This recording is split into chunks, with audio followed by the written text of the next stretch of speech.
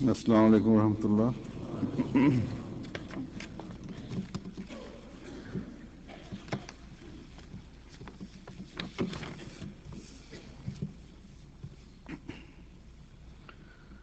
أشهد أن لا إله إلا الله وحده لا شريك له وأشهد أن محمدا عبده ورسوله. أما بعد فأعوذ بالله من الشيطان الرجيم. بسم الله الرحمن الرحيم. الحمد لله رب العالمين الرحمن الرحيم مالك يوم الدين. إياك نعبد وإياك نستعين. اهدنا الصراط المستقيم صراط الذين أنعمت عليهم غير المغضوب عليهم ولا الضالين. ذلك الكتاب لا ريب فيه هدى للمتقين.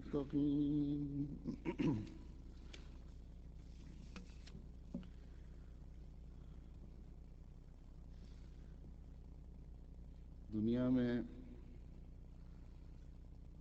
جب سے یہ دنیا قائم ہے، اللہ تعالیٰ نے انسانوں کی اصلاح کے لیے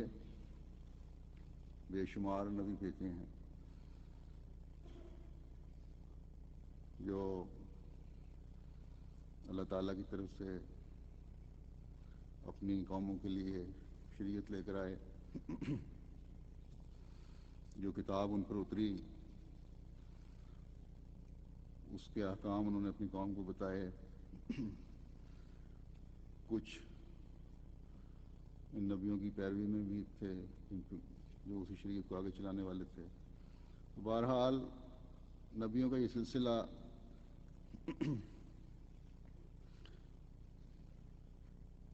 اپنی اپنی قوم تک محدود رہا، یہاں تک کہ انسان کامل اور خاتم الانبیاء صلی اللہ علیہ وسلم کا ظہور ہوا. اب اللہ تعالیٰ نے آپ پر اپنی شریعت بھی کامل کی اور آخری شرعی کتاب قرآن کریم کی صورت میں نازل فرمائی، جس میں گزشتہ انبیاء کے تمام واقعات بھی آ گئے اور تمام شرعی احکام بھی اس میں آ گئے اور آئندہ کی پیشخبریاں بھی اس میں آ گئیں اور تمام علوم موجودہ بھی اور آئندہ بھی ان کا بھی اس میں احاطہ ہو گیا. گویا کہ علم و عرفان کا ایک چشمہ جاری ہو گیا اور اللہ تعالیٰ فرماتا ہے کہ ایک ایسا چشمہ ہے جو پاک دل ہو کر اس کے سے فیض اٹھانا چاہے وہ اس سے فائدہ اٹھائے گا، وہ تقوی میں آگے بڑھے گا، وہ ہدایت پانے والوں میں بھی شمار ہوگا.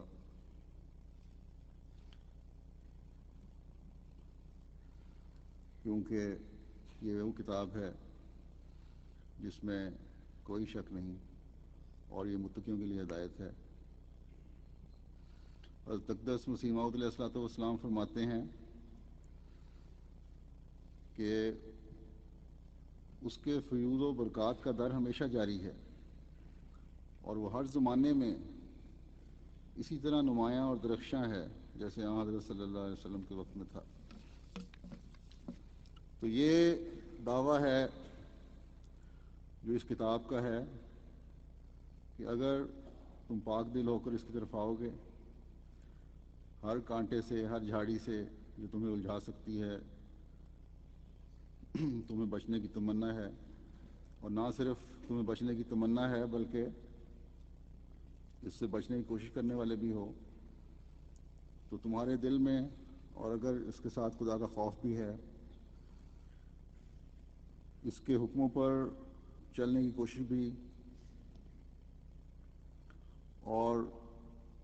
خدا تعالیٰ کی رضا حاصل کرنے کی خواہش و تڑپ بھی ہے، تو پھر یہ کتاب ہے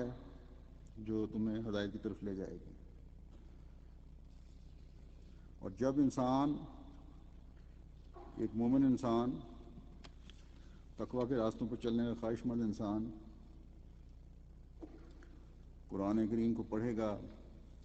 سمجھے گا اور غور کرے گا اور اس پر عمل کرے گا، تو اللہ تعالیٰ اس بات کی ضمانت دیتا ہے کہ وہ اس ذریعے سے ہدایت کے راستے بھی پاتا چلا جائے گا اور تقویٰ پر بھی قائم ہوتا چلا جائے گا، تقویٰ میں ترقی کرتا چلا جائے گا، اور قرآن کریم کی ہدایت تمہیں دنیا و آخرت دونوں میں کامیاب کرے گی۔ تم اللہ تعالیٰ کی رضا اور اس کے پیار کو پانے والے بھی ہوگے۔ اللہ تعالیٰ کیونکہ انسانی فطرت کو بھی جانتا ہے، اس لیے ہمیں قرآن کریم میں اس بات کی بھی تسلی دے دی کہ یہ کام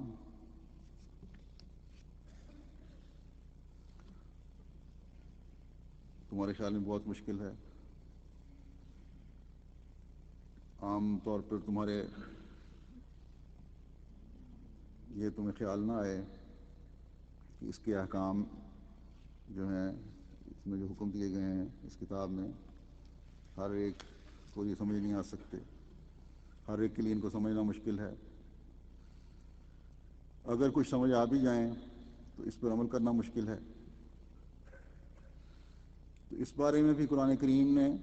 کھول کر بتا دیا کہ یہ کوئی مشکل نہیں ہے، یہ بڑی آسان کتاب ہے، اور اس کی یہی خوبی ہے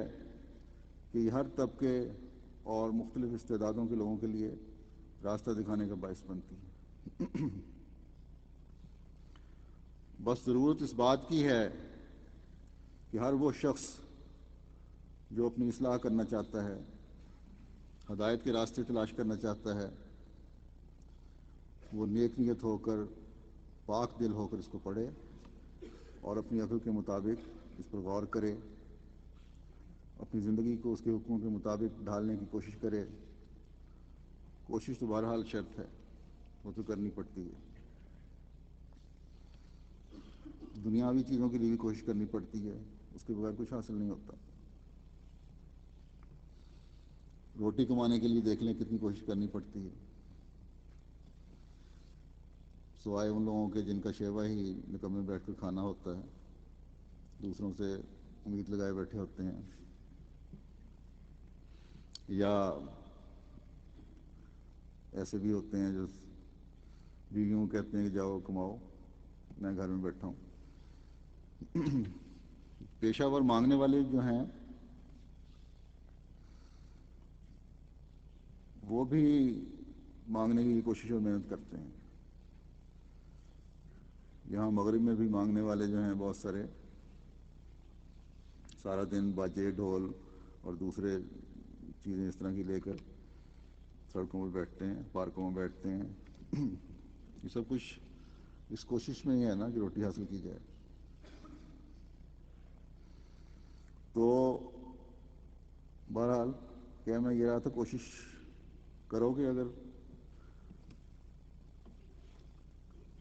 اللہ تعالیٰ کی رضا کو حاصل کرنے کی، ہدایت پانے کی، تقویٰ حاصل کرنے کی، تو پھر تمہیں اس کتاب سے بہت کچھ ملے گا۔ اللہ تعالیٰ فرماتا ہے اگر تمہاری نیت نیک ہے تو میں اس کو تمہارے لیے آسان کر دیا ہے اور کر دوں گا، بشرطے کہ تم اس کو پڑھ کر عمل کر کے ہدایت پانا چاہو۔ جیسا کہ فرماتا ہے وَلَقَدْ يَسَّرْنَا الْقُرْآنَ لِلذِّكْرِ فَهَلْ مِن مُدَّكِرٍ، اور یقیناً ہم نے قرآن کو نصیحت کی خاطر آسان بنا دیا ہے، بس کیا ہے کوئی نصیحت پکڑنے والا؟ بس یہ اللہ تعالیٰ کا دعویٰ ہے، یہ اس کا دعویٰ ہے جس نے انسان کو پیدا کیا ہے، اس کی فطرت کے ہر اونچ نیچ کو جانتا ہے، اس کے اندر کو بھی جانتا ہے جہاں تک انسان خود بھی نہیں پہنچ سکتا۔ اس کو پتہ ہے کہ کس شخص کی کتنی استعدادیں ہیں اور اس کی فطرت میں کیا کیا خوبیاں یا برائیاں ہیں۔ اس نے فرمایا کہ تم نصیحت پکڑنے والے بنو، تم اس کو پڑھ کر اس پر عمل کرنے والے بنو، صرف نام کے مسلمان ہی نہ ہو، صرف یہ دعویٰ کر کے کہ ہم نے امام مہدی کو مان لیا اور بس قصہ ختم، اس کے بعد دنیاوی دھندوں میں پڑ جاؤ۔ اگر اس طرح کرو گے تو اللہ تعالیٰ کے احکامات کو بھلانے والے ہو گئے، اور اگر نیک نیتی سے اللہ تعالیٰ کو پانے کی تلاش میں ہو گئے، اس کے احکامات پر عمل کرنے والے ہو گئے، تو فرمایا کہ میں نے قرآن کریم میں انسانی فطرت کو مد نظر رکھتے ہوئے بڑے آسان انداز میں نصیحت کی ہے، بڑے آسان حکم دیے ہیں جن پر ہر ایک عمل کر سکتا ہے۔ جیسے کہ میں نے پہلے بھی کہا، اس میں تمام بنیادی اخلاق اور اصولوں کو عائد کا ذکر بھی آ گیا جن پر عمل کرنا کسی کم سے کم استعداد والے کے لیے بھی مشکل نہیں ہے۔ عبادتوں کے متعلق بھی احکام ہیں تو وہ ہر ایک کی اپنی استعداد کے مطابق ہے۔ عورتوں کے متعلق حکم ہے تو وہ ان کی طاقت کے مطابق ہیں۔ گھریلو تعلقات چلانے کے لیے حکم ہے تو وہ عین انسان کی فطرت کے مطابق ہے۔ معاشرے میں تعلقات اور لین دین کے بارے میں حکم ہے تو وہ ایسا کہ ایک عام آدمی جس کو نیکی کا خیال ہے وہ بغیر اپنا یا دوسرے کا نقصان کیے اس پر عمل کر سکتا ہے۔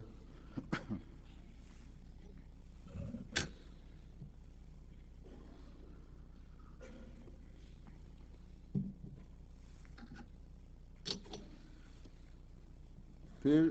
جن باتوں کی سمجھ نہ آئے یا بعض لوگوں کی ذہنی استعدادوں سے زیادہ ہوں، بعض حکم ایسے ہیں، بعض باتیں ایسی ہیں، بعض گہرے عرفان کی باتیں ہیں، ان کے سمجھانے کے لیے اللہ تعالیٰ نے زیادہ استعداد والوں کو علم دیا کہ انہوں نے ایسے مسائل آسان کر کے ہمارے سامنے رکھ دیے، اور ہم احمدی خوش قسمت ہیں کہ اس زمانے میں ہمیں حضرت اقدس مسیح موعود علیہ الصلوۃ والسلام کو ماننے کی توفیق ملی، جن کو اللہ تعالیٰ نے حکم اور عدل بنا کر بھیجا، جنہوں نے قرآن کریم کے ایسے چھپے خزانے جن کے بارے میں ایک عام آدمی پہنچ نہیں سکتا تھا جن تک، ان خزانوں کے بارے میں کھول کر وضاحت کر دی۔ تو یہ بھی اللہ تعالیٰ کے اس وعدہ اور اس دعویٰ کے مطابق ہے کہ ہم نے قرآن کریم کو آسان بنایا ہے اگر تمہیں نصیحت حاصل کرنے کا شوق ہے تو، کیونکہ بعض معارف ایسے ہیں جو ایک عام آدمی کی استعداد سے زیادہ ہیں، اس کی سمجھ سے بالا ہیں، ان کو کھولنے کے لیے فرمایا کہ میں اپنے پیاروں پر علم کے دروازے اور معارف کھولتا رہتا ہوں اور رہا ہوں، اور اس زمانے میں یہ تمام دروازے مسیح موعود و مہدی موعود پر کھول دیے ہیں۔ بس انہوں نے جس طرح آسان کر کے کھول کر قرآن کریم کی نصیحت ہمیں پہنچائی ہے اس پر عمل کرنا چاہیے اور اگر کوئی ان نصائح پر عمل نہیں کرتا جن کی خدا تعالیٰ سے علم پا کر حضرت مسیح موعود علیہ الصلوۃ والسلام نے وضاحت فرمائی ہے تو یہ اس کی بدقسمتی ہے۔ اللہ تعالیٰ نے تو اس کی نصیحت کو آسان کر کے سمجھانے کے لیے، اپنی نصیحت کو آسان کر کے سمجھانے کے لیے اپنا نمائندہ بھیج دیا ہے۔ اس کی بات نہ ماننا بدقسمتی نہیں تو اور کیا ہے؟ اور اس کو نہ ماننے کا یہ نتیجہ نکل رہا ہے کہ جن نصائح کو اللہ تعالیٰ کی جن باتوں کو امام وقت نے اللہ تعالیٰ سے علم پا کر آسان کر کے دکھایا ہے اس میں یہ لوگ ایچ پیچ تلاش کرتے ہیں اور بعض باتوں کو ناقابل عمل بنا دیا ہے، کچھ حکموں کو کہہ دیا کہ منسوخ ہو گئے، کچھ کو صرف قصہ کہانی کے طور پر لیتے ہیں۔ اللہ تعالیٰ نے تو کہہ دیا تھا کہ بعض باتیں صرف وہی لوگ سمجھ سکتے ہیں جن کو اللہ نے کامل علم دیا ہے، اور اب جب کہ اللہ اور اس کے رسول کے وعدے کے مطابق دین کو سنبھالنے والا ایک پہلوان آیا، حکم اور عدل آ گیا، تو ان تفسیروں کو بھی ماننا ضروری ہے جو اس نے کی ہیں۔ بہرحال ایک احمدی کو خاص طور پر یاد رکھنا چاہیے کہ اس نے قرآن کریم پڑھنا ہے، سمجھنا ہے، غور کرنا ہے، اور جہاں سمجھ نہ آئے وہاں حضرت مسیح موعود علیہ الصلوۃ والسلام کی وضاحتوں سے یا پھر انہی کے اصولوں پر چلتے اسی تعلیم کی مزید وضاحت کرتے ہوئے خلفاء نے جو وضاحتیں کی ہیں ان کو اس کے مطابق سمجھنا چاہیے اور پھر اس پر عمل کرنا، تو تب ہی ان لوگوں میں شمار ہو سکیں گے جن کے لیے یہ کتاب ہدایت کا باعث ہے۔ ورنہ تو احمدی کا دعویٰ بھی غیروں کے دعووں کی طرح ہی ہوگا کہ ہم قرآن کو عزت دیتے ہیں، اور اس لیے ہر ایک اپنا اپنا جائزہ لے کہ صرف دعویٰ تو نہیں، اور دیکھے کہ حقیقت میں وہ قرآن کو عزت دیتا ہے، کیونکہ اب آسمان پر وہی عزت پائے گا جو قرآن کو عزت دے گا، اور قرآن کو عزت دینا یہی ہے کہ اس کے سب حکموں پر عمل کیا جائے۔ قرآن کی عزت یہ نہیں ہے کہ جس طرح بعض لوگ کرتے ہیں کہ اپنے گھروں میں شیلفوں میں خوبصورت کپڑوں میں لپیٹ کر قرآن کریم رکھ لیتے ہیں اور صبح اٹھ کر ماتھے سے لگا کر پیار کر لیا اور کافی ہو گیا، اور جو برکتیں حاصل ہونے کی ہو گئیں۔ یہ تو خدا کی کتاب سے مذاق کرنے والی بات ہے۔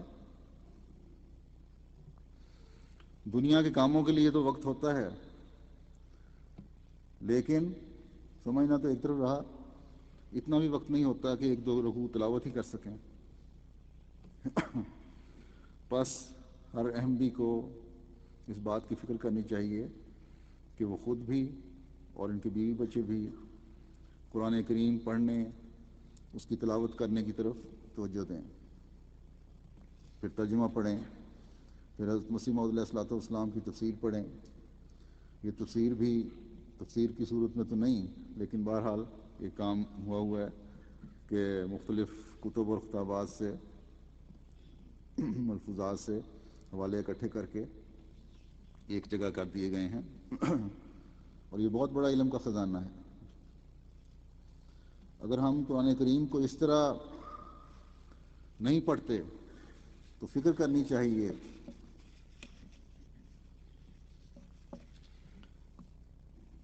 اور ہر ایک کو اپنے بارے میں سوچنا چاہیے کہ کیا وہ احمدی کہلانے کے بعد ان باتوں پر عمل نہ کر کے احمدی سے دور تو نہیں جا رہا۔ حضرت اقدس مسیح موعود علیہ الصلوۃ والسلام فرماتے ہیں یہ سچ ہے کہ اکثر مسلمانوں نے قرآن شریف کو چھوڑ دیا ہے، لیکن پھر بھی قرآن شریف کے انوار و برکات اور اس کی تاثیرات ہمیشہ زندہ اور تازہ بتازہ ہیں۔ چنانچہ میں اس وقت اس ثبوت کے لیے بھیجا گیا ہوں، اور اللہ تعالیٰ ہمیشہ اپنے اپنے وقت پر اپنے بندوں کو اس کی حمایت اور تائید کے لیے بھیجتا رہا ہے، کیونکہ اس نے وعدہ فرمایا تھا کہ انا نحن نزلنا الذکر و انا لہ لحافظون، یعنی بے شک ہم نے اس ذکر یعنی قرآن کریم کو نازل کیا اور ہم ہی اس کے محافظ ہیں۔ بس ہر احمدی کو یاد رکھنا چاہیے کہ ہمیں بھی جو کچھ ملنا ہے قرآن کریم کی برکت سے ہی ملنا ہے، اور برکت اس کے احکام پر عمل کرنے میں ہی ہے۔ حضرت اقدس مسیح موعود علیہ السلام فرماتے ہیں کہ قرآن کو چھوڑ کر کامیابی ایک ناممکن اور محال امر ہے، اور ایسی کامیابی ایک خیالی امر ہے جس کی تلاش میں یہ لوگ لگے ہوئے ہیں۔ صحابہ کے نمونوں کو اپنے سامنے رکھو، دیکھو انہوں نے جب پیغمبر خدا صلی اللہ علیہ وسلم کی پیروی کی اور دین کو دنیا پر مقدم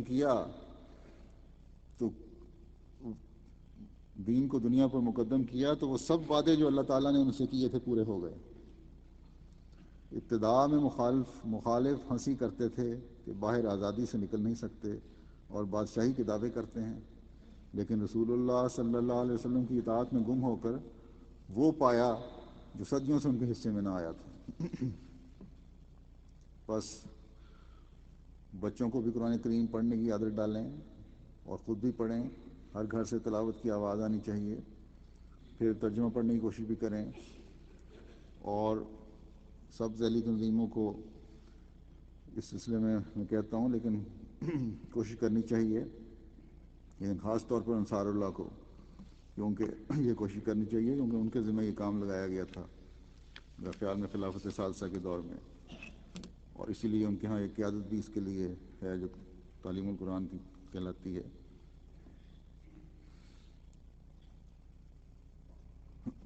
اگر انصار پوری توجہ دیں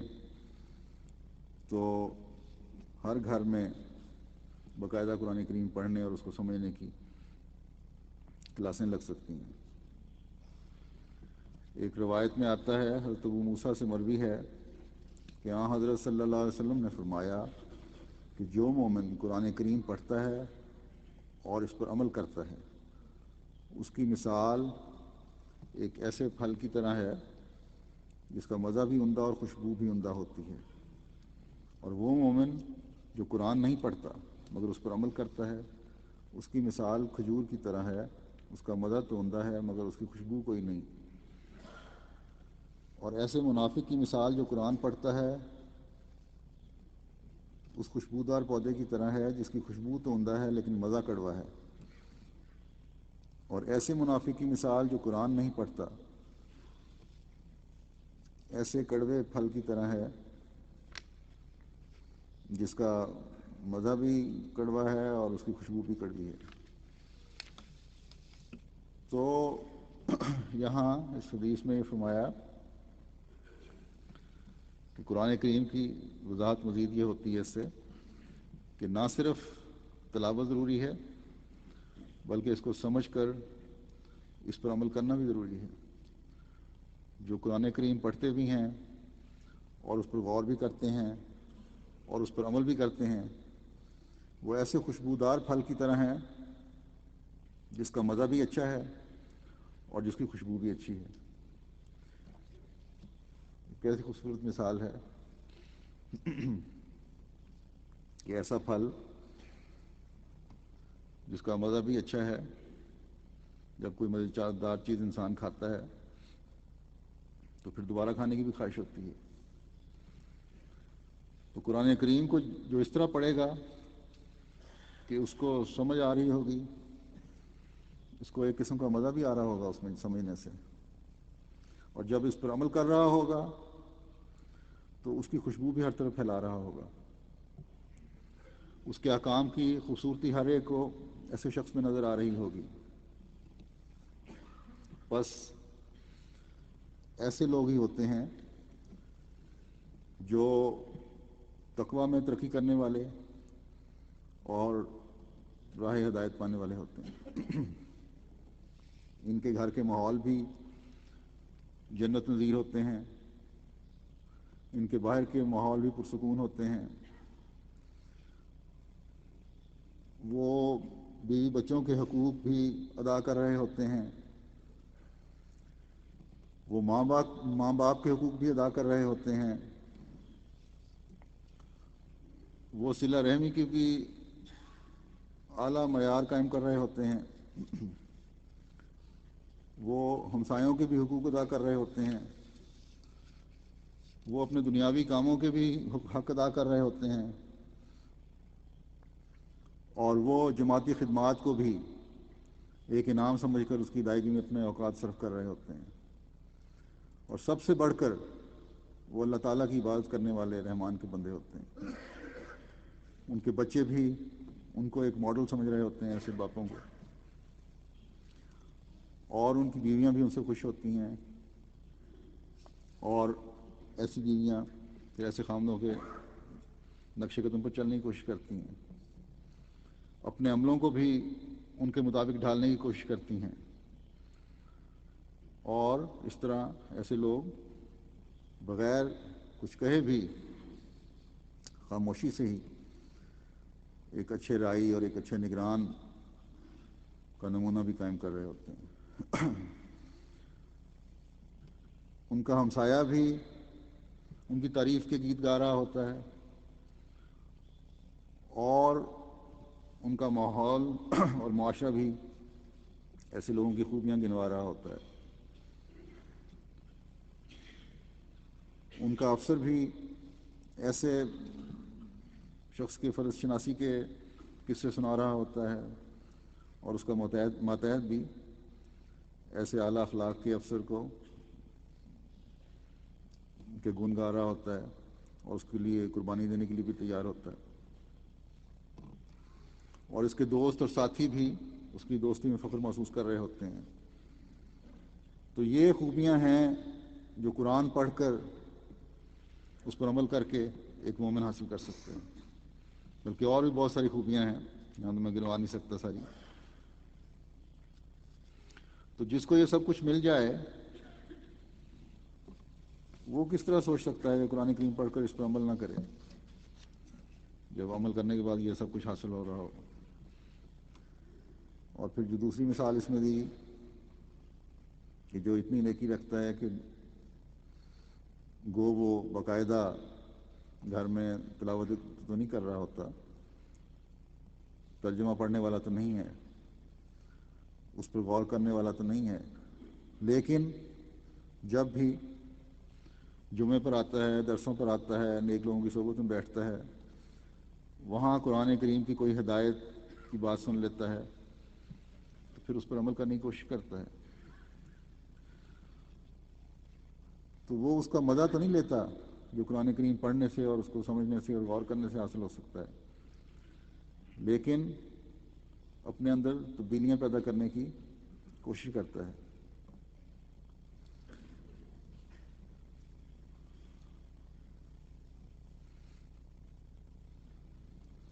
تو اس سے بھی وہ کچھ نہ کچھ حصہ لے رہا ہوتا ہے۔ پھر ایسے لوگ ہیں اس مثال میں جس طرح بیان کیا گیا جو دنیا دکھاوے کے لیے قرآن کریم پڑھتے ہیں، تو قرآن کریم کی خوشبو تو اس پڑھنے کی وجہ سے ماحول میں قائم ہوگی، کوئی نیک فطرت اس سے فائدہ اٹھا لے گا،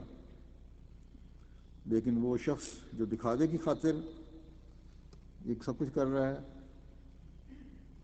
اس شخص کو اس کا پڑھنا کوئی مٹھاس، کوئی خوشبو مہیا نہیں کر سکتی، میسر نہیں کر سکتی،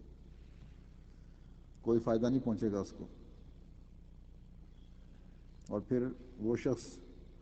جو نہ قرآن پڑھتا ہے اور نہ اس پر عمل کرتا ہے، اس میں تو فرمایا کہ منافقت ایسی بھر گئی ہے کہ جس میں نہ خوشبو ہے اور نہ مزہ ہے، نہ وہ خود فیض پا سکتا ہے اور نہ ہی کوئی دوسرا اس سے فیض پا سکتا ہے۔ اللہ تعالیٰ ہر احمدی کو ایسے بننے سے محفوظ رکھے۔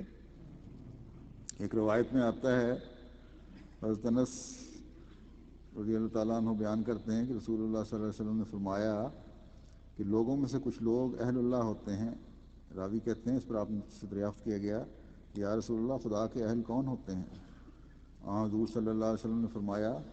قرآن والے اہل اللہ اور اللہ کے خاص بندے ہوتے ہیں۔ تو اہل اللہ بننے کے لیے جیسا کہ پہلی حدیث میں بیان فرمایا گیا ہے، قرآن کریم کو پڑھنے والے بھی بنے اور اس پر عمل کرنے والے بھی بنے۔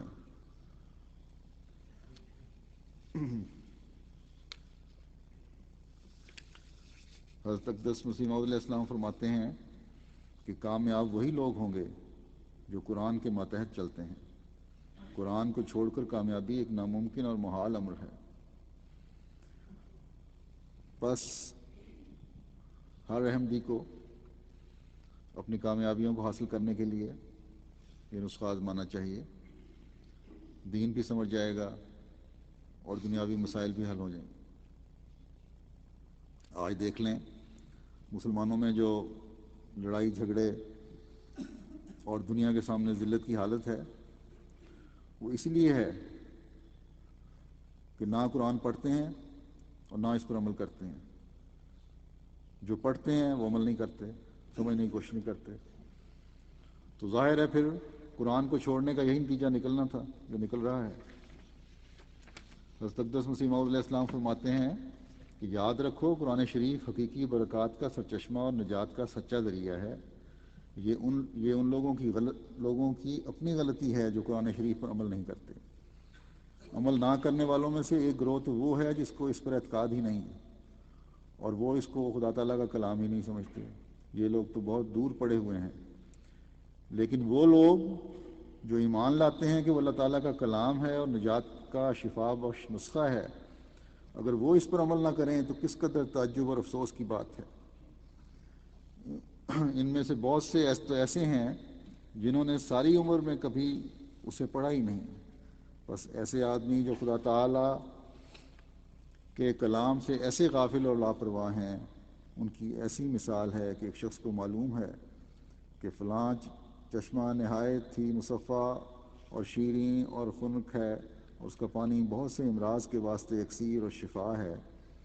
یہ علم اس کو یقینی ہے، لیکن باوجود اس علم کے اور باوجود پیاسا ہونے اور بہت سی امراض میں مبتلا ہونے کے وہ اس کے پاس نہیں جاتا۔ تو یہ اس کی کیسی بدقسمتی اور جہالت ہے۔ اسے تو چاہیے تھا کہ وہ اس چشمے پر منہ رکھ دیتا اور سیراب ہو کر اس کے لطف اور شفا بخش پانی سے حظ اٹھاتا، مگر باوجود علم کے اس سے ویسا ہی دور ہے جیسا کہ ایک بے خبر، اور اس وقت تک اس سے دور رہتا ہے جو موت آ کر خاتمہ کر دیتی ہے۔ اس شخص کی حالت بہت ہی عبرت بخش اور نصیحت خیز ہے۔ مسلمانوں کی حالت اس وقت ایسی ہی ہو رہی ہے۔ وہ جانتے ہیں کہ ساری ترقیوں اور کامیابیوں کی کلید یہی قرآن شریف ہے جس پر ہم کو عمل کرنا چاہیے، مگر نہیں، اس کی پرواہ بھی نہیں کی جاتی۔ ایک شخص جو نہایت ہمدردی اور خیرخواہی کے ساتھ، اور پھر میری ہمدردی ہی نہیں بلکہ خدا تعالیٰ کے حکم اور اعمال سے اس طرح بلاوے تو اسے کذاب اور دجال کہا جاتا ہے۔ اس سے بڑھ کر اور کیا قابل رحم حالت اس قوم کی ہوگی۔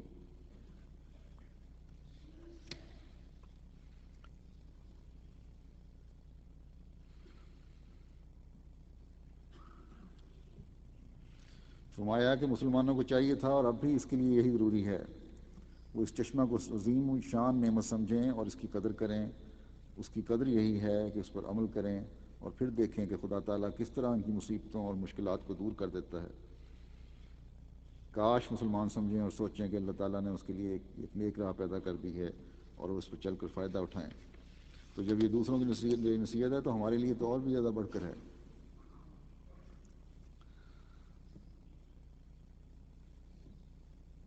ایسے لوگوں کے لیے جو عمل نہیں کرتے قرآن کریم پر، قرآن کریم میں آیا ہے کہ وقال الرسول یا رب ان قوم اتخذوا ھذا القرآن مہجورا، اور رسول کہے گا اے میرے رب لیکن میری قوم نے اس قرآن کو متروک کر چھوڑا ہے۔ بس احمدیوں کو ہمیشہ فکر کرنی چاہیے کیونکہ ماحول کا بھی اثر ہو جاتا ہے، دنیا داری بھی غالب آ جاتی ہے۔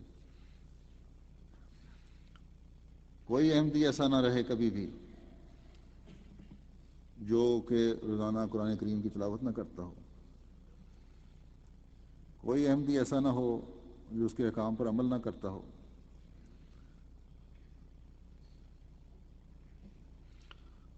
اللہ نہ کرے کہ کبھی کوئی احمدی اس آیت کے نیچے آ جائے کہ اس نے قرآن کریم کو متروک چھوڑ دیا ہو۔ بس اس کے لیے توجہ دینے کی ضرورت ہے، جو کمیاں ہیں ہر ایک کو اپنا اپنا جائزہ لینا چاہیے کہ ہمارے اندر کوئی کمی تو نہیں، ہم نے قرآن کریم کو چھوڑ تو نہیں دیا، تلاوت باقاعدگی سے ہو رہی ہے نہیں، ترجمہ پڑھنے کی کوشش ہو رہی ہے کہ نہیں، تفسیر سمجھنے کی کوشش ہو رہی ہے کہ نہیں۔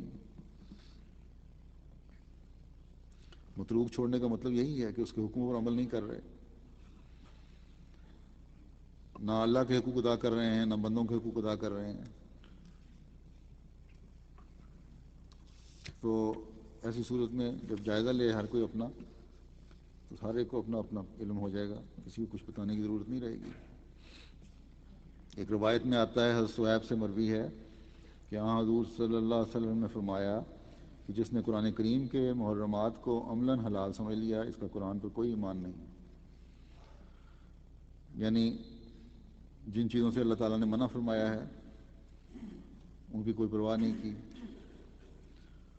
قرآن کریم کے جو احکامات ہیں ان پر عمل نہ کیا، تو ایسا شخص لاکھ کہتا رہے کہ الحمدللہ میں مسلمان ہوں، لیکن اللہ تعالیٰ کا رسول یہ کہتا ہے صلی اللہ علیہ وسلم کہ نہیں، تمہارا کوئی ایمان نہیں ہے، کیونکہ تم قرآن کریم کے حکموں پر عمل نہیں کر رہے۔ بس ایسے لوگوں کو جو لوگوں کے حق مارتے ہیں، ان کے حقوق غصب کر رہے ہیں، اس حدیث کو سننے کے بعد سوچنا چاہیے کہ میرا ایمان جا رہا ہے، کس طرح اس کو واپس لے کے آنا ہے۔ پھر ایک روایت میں ہے، حضرت ابن عباس رضی اللہ تعالیٰ عنہ سے روایت ہے کہ جبرائیل علیہ السلام رسول اللہ صلی اللہ علیہ وسلم کے پاس آئے اور فرمایا کہ عنقریب بہت سے فتنے پیدا ہوں گے۔ دریافت کیا گیا کہ ان فتنوں سے خلاصی کی کیا صورت ہوگی؟ اے جبرائیل، فرمایا فتنوں سے خلاصی کی صورت کتاب اللہ ہے۔ بس جیسا کہ میں نے پہلے بھی کہا کہ اپنے آپ کو، اپنی نسلوں کو بچانے کے لیے اللہ تعالیٰ کی کتاب کی طرف توجہ دیں، اس کو پڑھیں، اس کی تلاوت کریں، اس کے مطالب کی طرف بھی توجہ دیں، اور جیسا کہ پہلے حدیث بیان ہو چکی ہے، اس کا مزہ بھی لیں اور اس کی خوشبو بھی پھیلائیں۔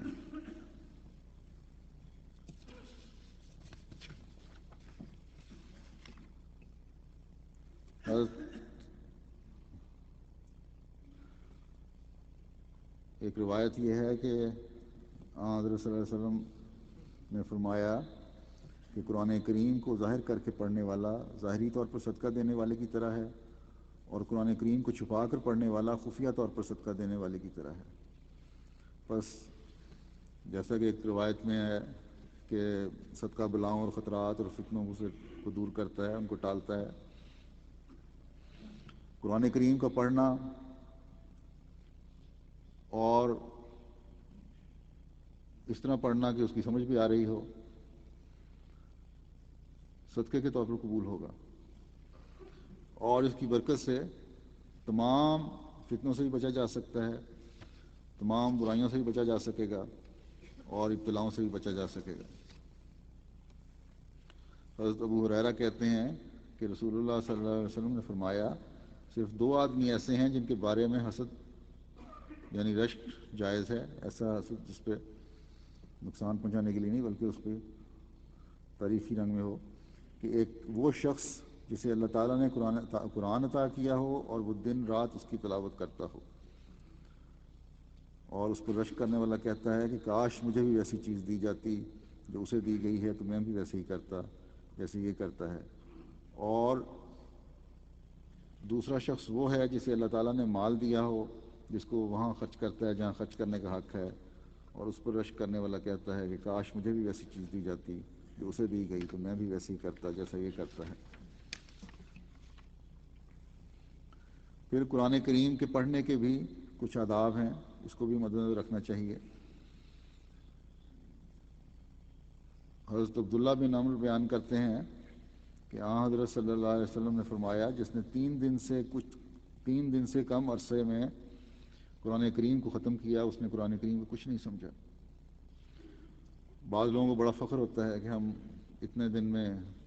1 دن میں یا 2 دن میں سارا قرآن کریم ختم کر لیا،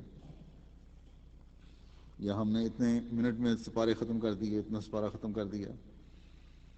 بلکہ رمضان کے دنوں میں تو پاکستان میں اور جگہوں بھی ہوگا، غیروں کی مسجدوں میں مقابلہ ہوتا ہے کہ کون جلدی تراویح پڑھاتا ہے. مجھے یاد ہے کہ ایک دفعہ ہمارے ایک یونیورسٹی کے کارکن تھا، بڑا نمازیں پڑھنے والا، غیر الجماعت. تو وہ بتاتا تھا کہ آج میں فلاں مسجد میں گیا، وہاں کا ماحول بھی بڑا اچھا ہے. اس نے تو 3 منٹ میں 2 رکعت نماز پڑھا دی،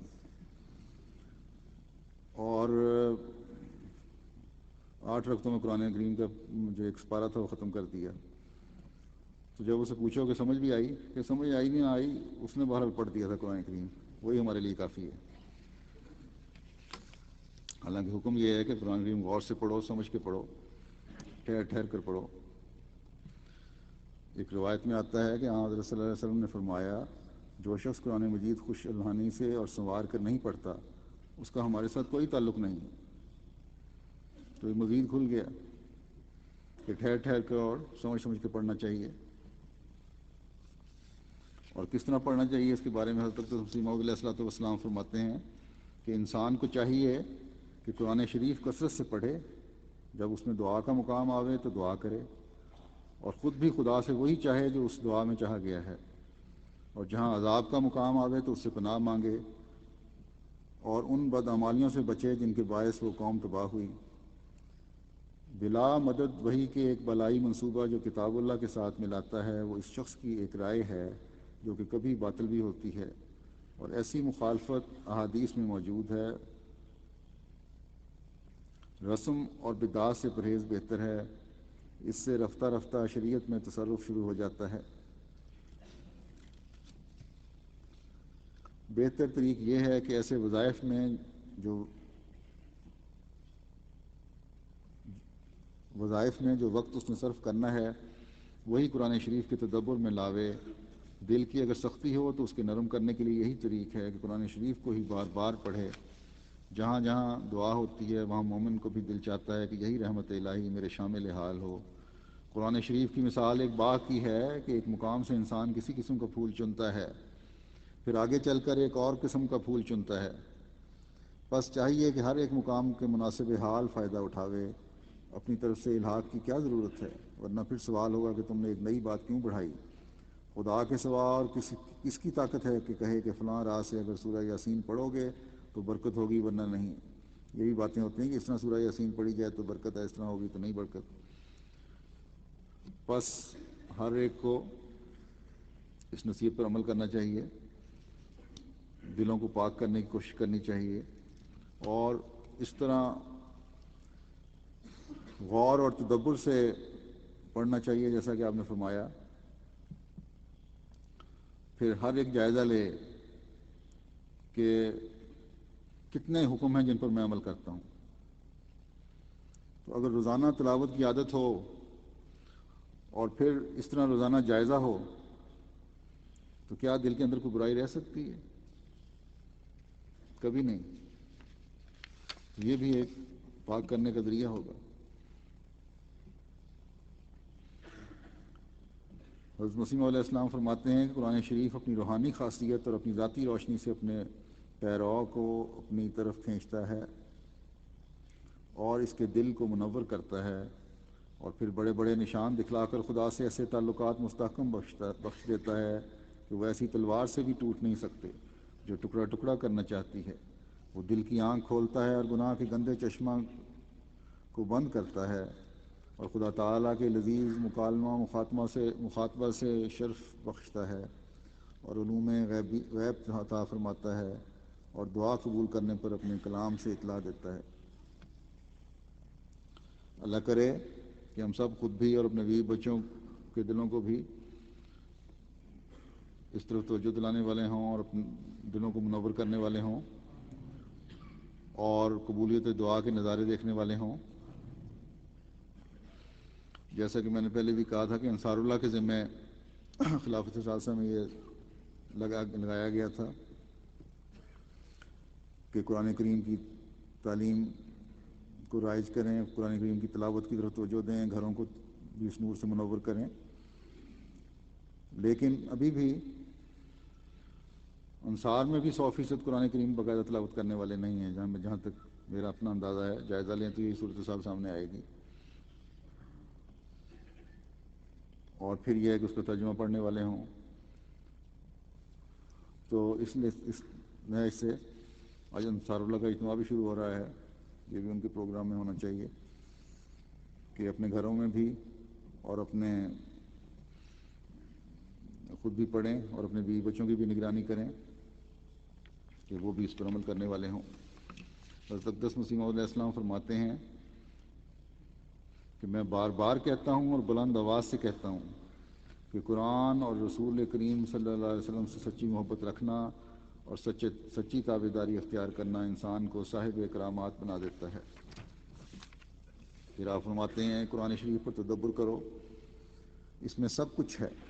نیکیوں اور بدیوں کی تفصیل ہے، اور آئندہ زمانے کی خبریں ہیں وغیرہ۔ بخوبی سمجھ لو کہ یہ وہ مذہب پیش کرتا ہے جس پر کوئی اعتراض نہیں ہو سکتا، کیونکہ اس کے برکات اور ثمرات تازہ بتازہ ملتے ہیں۔ انجیل میں مذہب کو کامل طور پر بیان نہیں کیا گیا، اس کی تعلیم اس زمانے کے حسب حال ہو تو ہو، لیکن وہ اس زمانے کے حسب حال ہو تو ہو، لیکن وہ ہمیشہ اور ہر حالت کے موافق ہرگز نہیں۔ یہ فخر قرآن مجید ہی کو ہے کہ اللہ تعالیٰ نے اس میں ہر مرض کا علاج بتایا ہے اور تمام قوا کی تربیت فرمائی ہے، اور جو بدی ظاہر کی ہے اس کے دور کرنے کا طریق بھی بتایا ہے۔ اس لیے قرآن مجید کی تلاوت کرتے رہو اور دعا کرتے رہو، اور اپنے چال چلن کو اس کی تعلیم کے ماتحت رکھنے کی کوشش کرو۔ پھر آپ فرماتے ہیں قرآن شریف کو پڑھو اور خدا سے کبھی نا امید نہ ہو۔ مومن خدا سے کبھی مایوس نہیں ہوتا، یہ کافروں کی عادت ہے۔ یہ کافروں کی عادت میں داخل ہے کہ وہ خدا تعالیٰ سے مایوس ہو جاتے ہیں۔ ہمارا خدا علی کل شیء قدیر خدا ہے۔ قرآن شریف کا ترجمہ بھی پڑھو اور نمازوں کو سنوار کر پڑھو اور اس کا مطلب بھی سمجھو، اپنی زبان میں بھی دعائیں کر لو۔ قرآن شریف کو ایک معمولی کتاب سمجھ کر نہ پڑھو، بلکہ اس کو خدا تعالیٰ کا کلام سمجھ کر پڑھو۔ اللہ تعالیٰ ہمیں توفیق عطا فرمائے کہ ہم قرآن کریم کے مقام کو پہچانیں اور اپنی زندگیاں بھی سنوارنے والے ہوں اور اپنی نسلوں کی زندگیاں بھی سنوارنے والے ہوں، اور حضرت مسیح موعود علیہ السلام نے جو ہمیں نصائح فرمائی ہیں ان پر عمل کرنے والے ہوں۔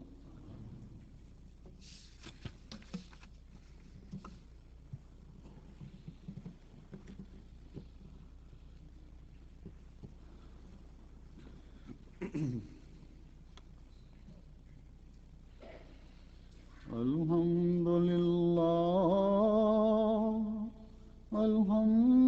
للہ نحمده ونستعینه ونستغفره ونؤمن به ونتوکل علیہ ونعوذ باللہ من شرور انفسنا ومن سیئات اعمالنا، من يهده الله فلا مضل له ومن يضلله فلا هادي له، ونشهد أن لا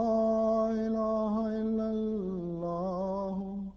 ونشهد أن محمدا عبده ورسوله۔ عباد الله رحمكم الله، إن الله يأمر بالعدل وإيتاء ذي القربى وينهى عن الفحشاء والمنكر والبغي يعظكم لعلكم تذكرون اذكروا الله يذكركم وادعوه يستجب لكم ولذكر الله